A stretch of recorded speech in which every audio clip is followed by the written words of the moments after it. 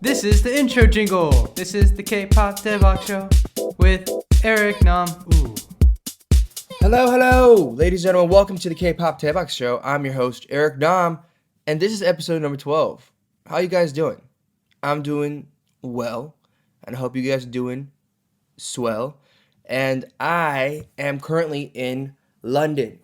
I'm in London, and I'm doing this podcast from London with a proper British accent. Actually, that is not what a British accent sounds like at all, but quite the nice try. I know, it's amazing. Wingardium Leviosa. Anyways, I'm in London. I finally finished my tour. We did 12 shows in 11 cities in 18 days, and I did it with the help of my amazing team, my amazing people. So thank you so much to everybody. And most of all, thank you so much to all the fans who came to the shows. I had an amazing time.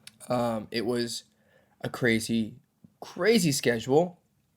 Really doing 12 shows in 18 days, if you think about it, that's kind of insane. But we got it done. We had some bus issues. We had some things come up here and there, but we got through it. I had a blast. And now I'm in London. But anyways, welcome to the show. If you guys aren't doing so already, go ahead and follow us and interact with us on our socials. It's at Daebak Show on Instagram, Twitter, and Facebook. And of course, you guys can join our exclusive YouTube and Spotify playlist. Also, go to our website, daebakshow.com, and join our exclusive newsletter. You'll be the first to know about new episodes, giveaways, special events, and other random really cool things that we have planned for you guys. I finished tour. It's been fun. We went out really hard. After the show in London, I had not properly had a drink in like almost a month, so I had a drink, or like 10, and it was really cool to have everybody on the team. It was like one last hurrah after the show to give us a little congratulations and a pat on the back, and it was a good way to send everybody off after the tour. And it's probably one of like the coolest tours I've done. I haven't done many. This is only my second one, so they're all cool. But this was cool because we were in Europe, and I'd never been to a lot of these cities, and I never performed in any of these cities before. So it was really memorable, and it was cool to see different fans from different countries flying in and driving in from different places all around Europe. It was crazy. Like, we had people come from Asia as well, and so thank you. We have people come from the States too. But thank you all if you made it to the show. It was crazy. I also met a pigeon that somebody was holding in Amsterdam, and it really grossed me out. Yo, by the way, pigeons in Europe are not scared of people at all. They will fly like into your face just to piss you off. I'm pretty sure they do it just to piss you off. It's like they are aggressive and they want things from you, and they will take them from you. So if you've not been to Europe, just be aware. They have very aggressive pigeons. And if you guys did not catch me this time, hopefully I'll be back on tour in the next year or so, and I can see you guys then. If you guys have been keeping up on my socials, of course, you guys probably seen myself and a lot of fans and my team wearing a lot of the cool new merch that we also have. You guys can pick all that stuff up on ericnam.com if you want to be on the inside of coolness, because that's what we do. That's like all I've done for the past month, right? Just tour. But anyways, I'm going to stop talking about myself. Let's go ahead and start talking about our songs this week. Our first song, here's Red Velvet's Zimzalabim.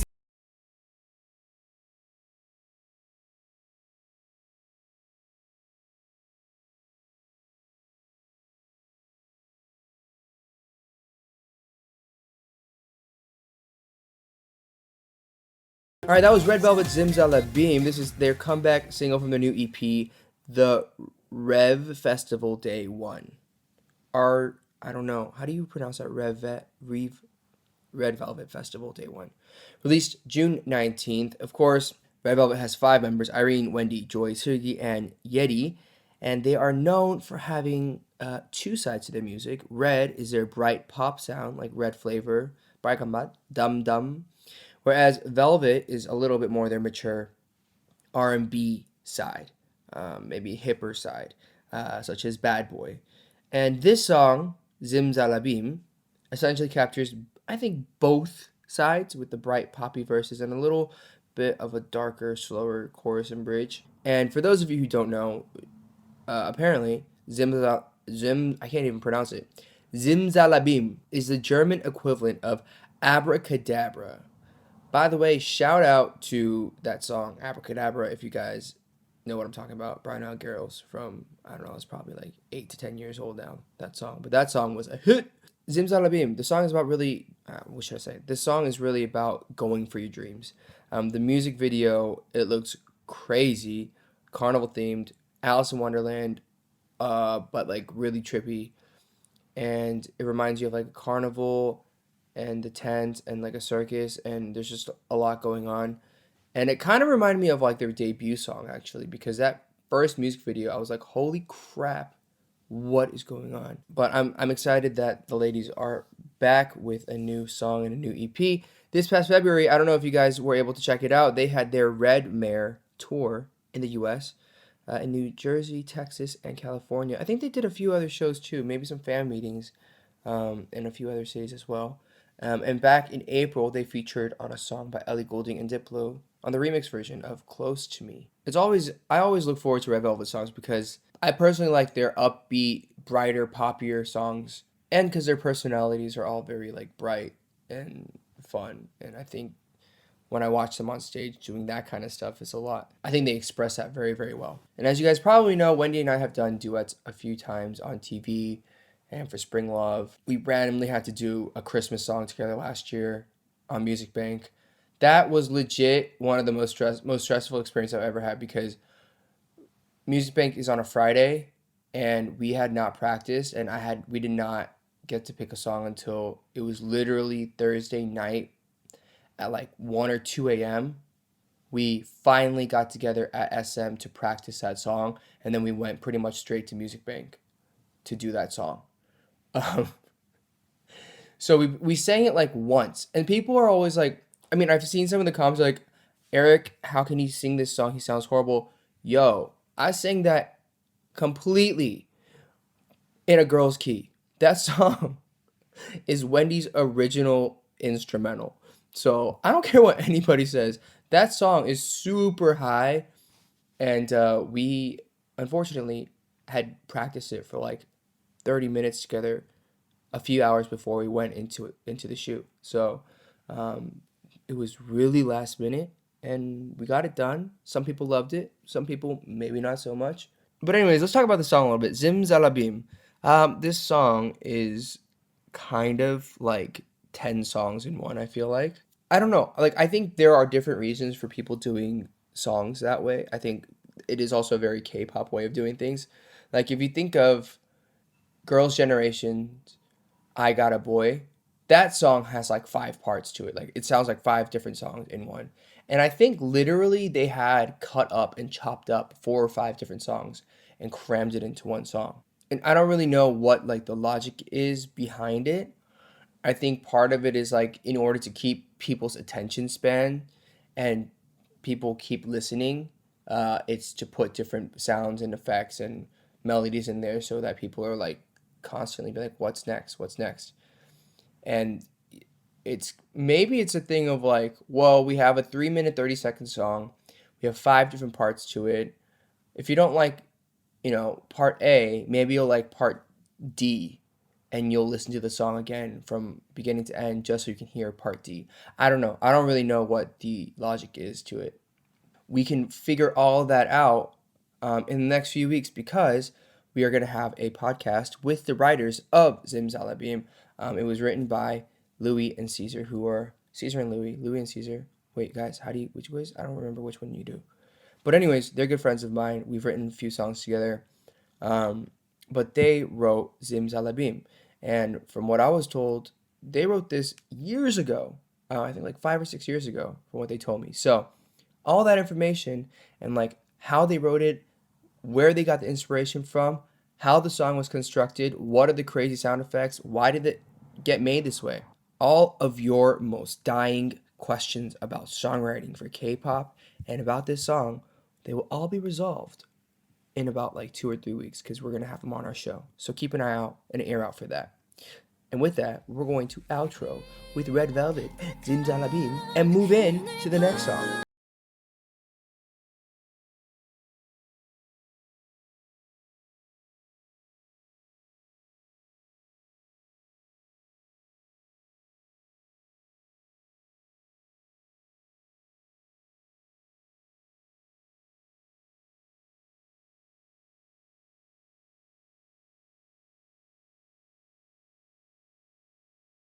Side Effects by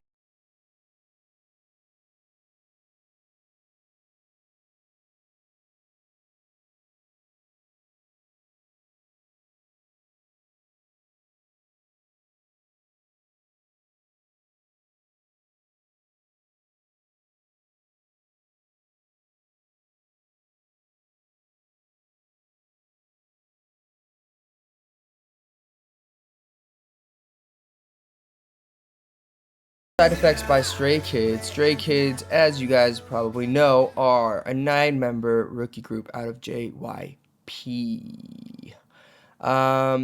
This is the title track off their upcoming new album, Clit 2 Yellowwood. And this song, oh my god, y'all. Like, I was like nervous and like had anxiety the entire time. It's darker a little bit, it's a little grungier, a lot of hyping up, and it put me on edge. The music video I thought was really cool, cinematically shot, very widescreen. So it looks really cool if you guys watch it on YouTube or wherever you watch it. But there is clearly stuff that I'm missing, that I'm not understanding with this song and with this music video.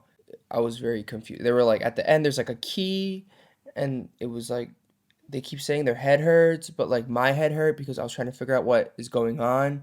And like I was so stressed because this song is so intense. And so I was like, your head hurts, my head hurts, all of our head hurts. Somebody, Stray Kids, explain this to me. Come on this show and explain this to me, please. I'm genuinely, genuinely confused. Not in a bad way. It's just I'm very confused. They've been doing comebacks a lot. Their last comeback was in March, so it's a 3-month turnaround.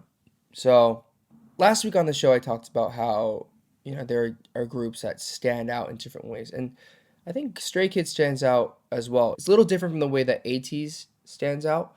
I think Stray Kids, they're a little like more hardcore. Like I wouldn't call their stuff pop, but they have their own identity visually and sonically. But that's what I think again fans are going to connect to. There are fans and fandoms that say, this is a sound that I love. This is the lyric content and the visuals and whatever it is that I love. And Stray Kids, they have their own unique color. And so I feel like if you go back to like their first songs and you look through it now and listen through it now, like there's a consistent sound, like there's a consistency to their visuals and their sound and everything, so that you kind of know what you're going to get to a certain degree when you are anticipating a Stray Kids comeback. And that's where I think fans are able to latch on and say, these are my boys. These are the guys that I put on for, that I relate to, and I can build my musical catalog and my taste with. And so, again, Stray Kids, congrats on the comeback. Keep doing your thing, yo. And the other thing I gotta say is like I've seen like on socials, like some of the members have been shouting out my songs. So thank you guys. Appreciate it. They've been listening to my songs and putting on for me, and I really appreciate it. And hopefully we can meet sometime soon. I know we only met like once in passing, but keep doing your thing, and one day, hopefully, we'll get to hang out or like write music or I don't know, meet up. Anywho, I'm open.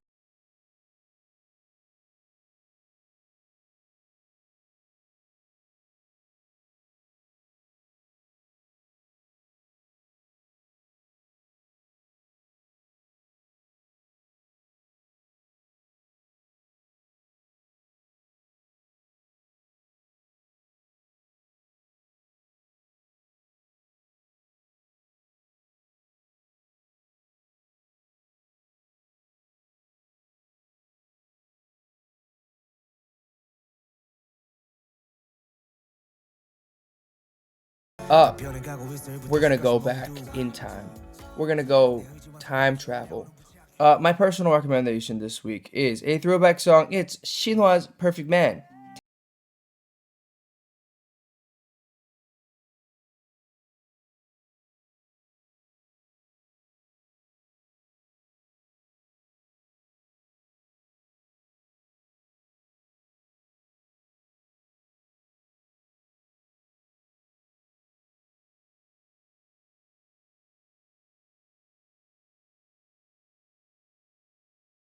Alright, so it's a throwback song, just like you guys asked. You're welcome. This song is a very important song to me.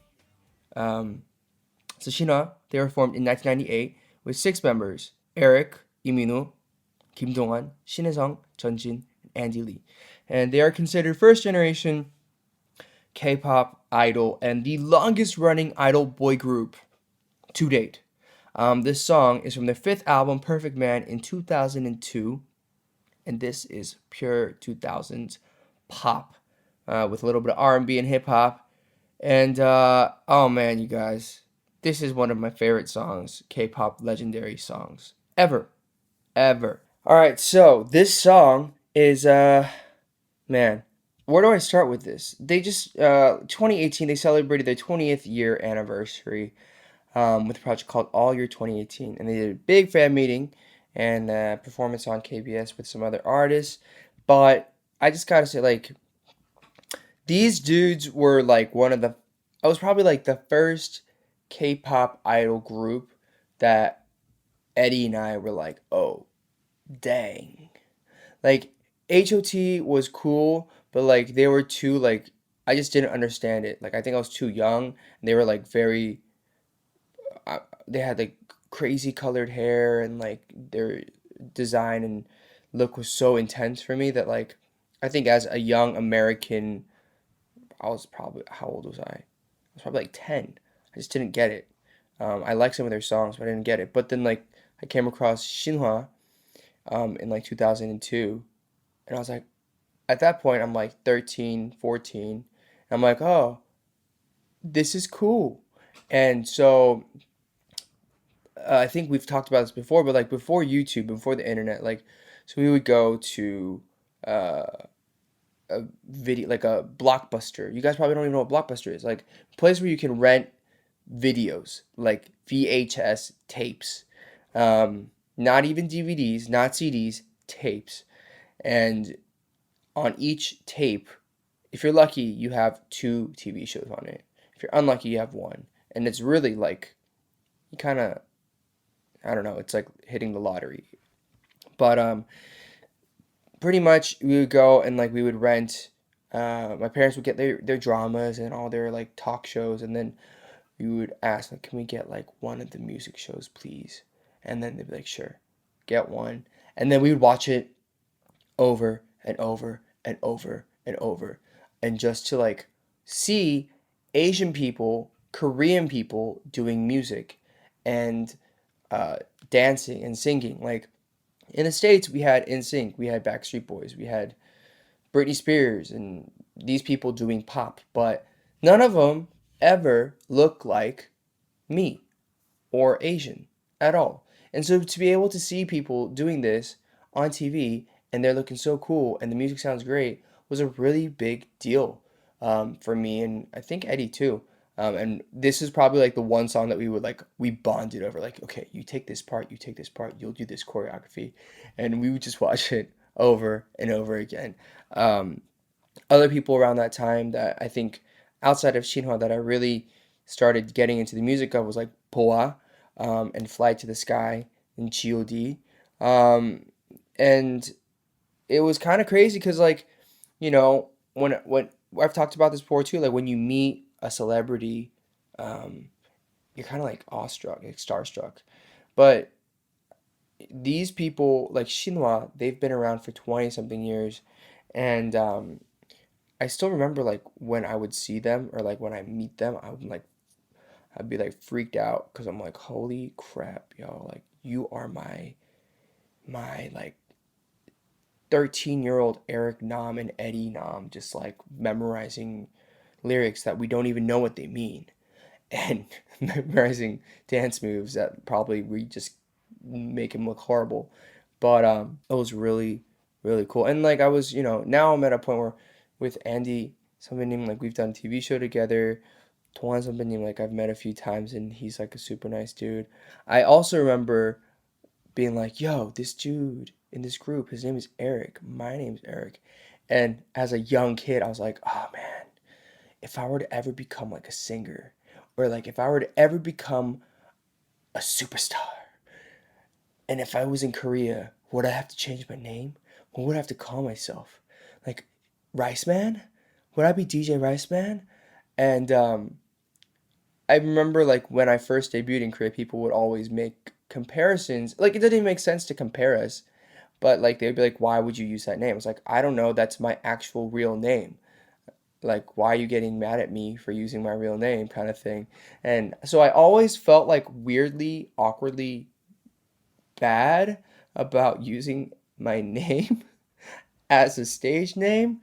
And so when I happened to like meet them, and I think I've said this to him twice, and I was like, I'm sorry if like me using Eric as a name was in any way weird or uncomfortable for you. And he's like, no, no, no, like don't, that's that's insane. That's completely fine. Don't worry about it. But like for me, it was just weird. Like I don't know, I felt like because I had seen like in comments on like random places like why would you use his name? I'm like, yo, it's my name too. Sorry guys, but having said that, so much respect and love for Shinhwa because they're the OGs.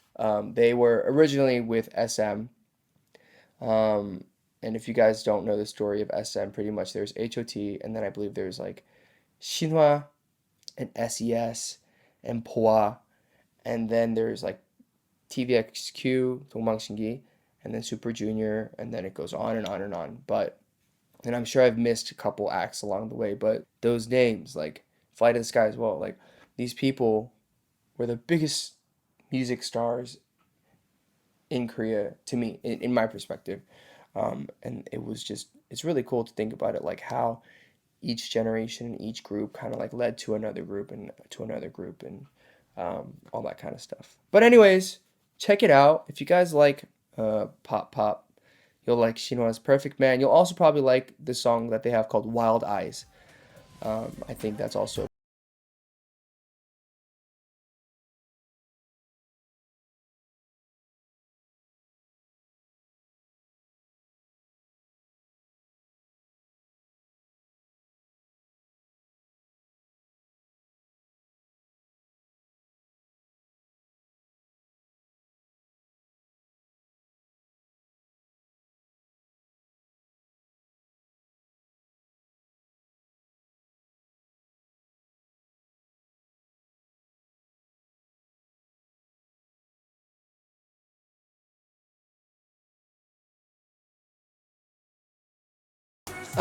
let's move on to next stuff. I just want to go ahead and shout out somebody real quick. If you guys don't know, there's a group called Boyfriend. They were under Starship for probably 7 years, 8 years, and I think their contracts came to an end, and so they have all decided to go their separate ways. And Jeongmin, who is one of the members, just recently put out a new album called Nearby, and I just wanted to encourage you guys to check it out. He's a good 동생 of mine, but also because I think it's important that when certain groups decide to go their separate ways or they don't renew a contract or an artist uh, does his own thing or her own thing, like it's important to give it a shot and like listen to it and like encourage it and give people like the opportunity to be heard. And that's what's going to allow music to continue to be made and people to continue to follow their dreams and like pursue music and their passions. But again, it's so easy to listen to like the biggest stars out there, but it's not as easy to listen to people who may be a little lesser known, or for some reason you've just never come across their name. So here it is, Chongmin's Nearby.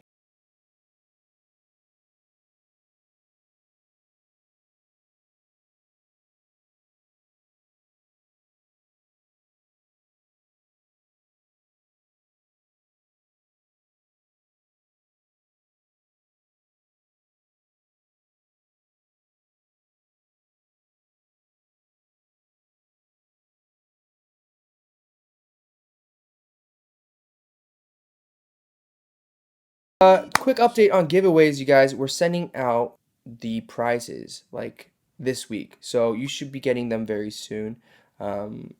If you've been chosen for a giveaway, we also have more stuff coming in the near future, so stay tuned to the show. And let's just go into Rambles, right? Crazy Ramblings with Eric Nom. Rambles, ramblings. Have you guys heard like the new, like, what's it called? The new BTS like songs. They're part of like their OST things. So they have like with Charlie XCX, Zara Larsson for their like mobile game app, I believe, right? Which to me is crazy because those songs are like charting everywhere as well. I'm not surprised at all, but I'm really excited to see like what else they have under their sleeve. I feel like every time we have like an opportunity to like chill out and like, okay, BTS, they're gonna go on break. They like release something like this where it's like out of left field, Charlie XCX, Zara Larsson, another featuring, some crazy project, and it's I'm sure fans are loving it. I'm loving it. But not that they're even resting. I think they're doing like a bunch of fan meetings and stuff in Seoul and Busan and all that kind of stuff. But I'm going into album prep mode, and I have to write some new music for a new album. And I have like nothing prepared, guys. I'm behind. So if you guys have any good lyrics or song ideas, please send them my way. But yeah, like I feel like this is like a shorter episode, like, and I'm okay with that. You guys go ahead and check out the songs that we've mentioned this week, and also let us know what other songs you want to be introduced or heard or like explained to you guys. We also have some really cool stuff coming, not only from the songwriters for Red Velvet, but some interviews coming with some video content as well. So keep your eyes and ears out open for that. Sign up on our newsletter so that you can get the updates immediately. And please go ahead, interact with us on our Instagram, Twitter, and Facebook at Daebak Show. And listen to our curated Spotify and YouTube playlists. And of course, you guys, we really appreciate this if you go to iTunes and leave us a review, because it's very, very helpful and we appreciate it very much, right? So let me read some reviews for you guys. I just want to say I absolutely adore this podcast. Everything about it is wonderful. The ramblings, the anecdotes, and most importantly, the jingles. Do you like my accent? Accent? I don't know. Thanks. Thank you. From the UK. From Canada. I'm quite new to K-pop, and the only two groups I enjoy so far are Epic High and Block B. So when Tabo posted on his IG about Daebak Show, I finally discovered this treasure. Well, thank you. I really like listening to Eric's real talk on some of the things behind the industry, and helps me understand the K-pop scene a lot better while getting to know some other talented artists. This podcast truly shares Korean pop music culture to a broader, and then I don't know where, broader international audience in a fun and type of way. Well, thank you. Thank you guys for leaving us comments and the ratings. Really, we enjoy reading them. And yeah, it's a short episode, guys. But have a great week. Have a great day. Have a great month. And be happy. Be healthy. And I'll talk to you guys very soon. Goodbye. Outro! Thank you for listening to K-Pop Daebak with Eric Nom.